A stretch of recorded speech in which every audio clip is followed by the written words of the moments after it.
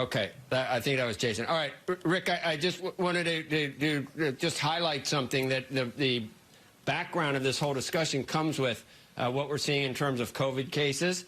And we're seeing, you know, maybe stimulus, but we're seeing calls for not necessarily closing things down, but certainly there are some calls to closing down, except for the politicians themselves. But for their constituents, they're talking about, you know, they need to be much more careful. We're hearing, right?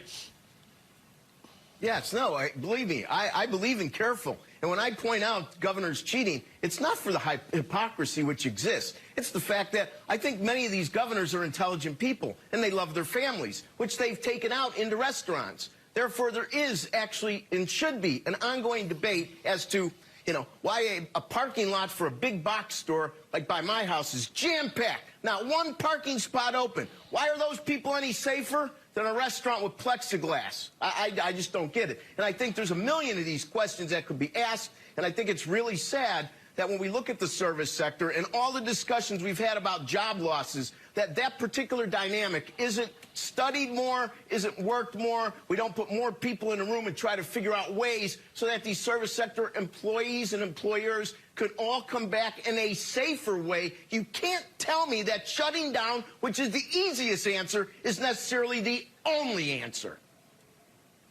Rick, just as a public health and public service announcement for the audience, the difference between a big box retailer. Who is this? Hold on. The difference between it's Andrew. Who else? The difference between a big box retailer. Hold on.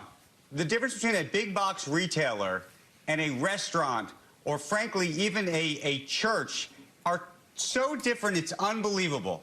Going into a big box retailer, I disagree. You're wearing a mask. You can have your thoughts, and I can have mine. You're required to wear a mask. I disagree. It's science. I'm sorry. It's science. If you're wearing a mask, it's a different story. 500 people at a Lowe's aren't any safer than 150 people in a restaurant that holds 600. I don't believe it. Sorry.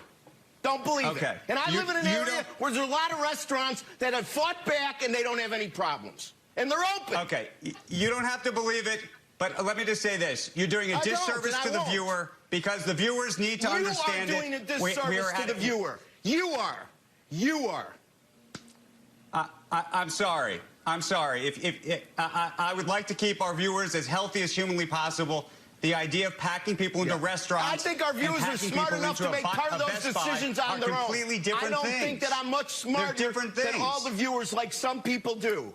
Can I get in here, please, and get back to the jobs report? How's that working out for you, Rick? How's it all working out for you? I mean, look at the numbers, Rick. It's working out fine. I think the numbers, Rick, belie...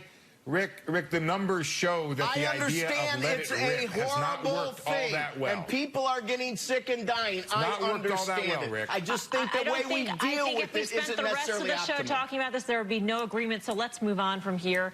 Jason, getting back to the jobs report.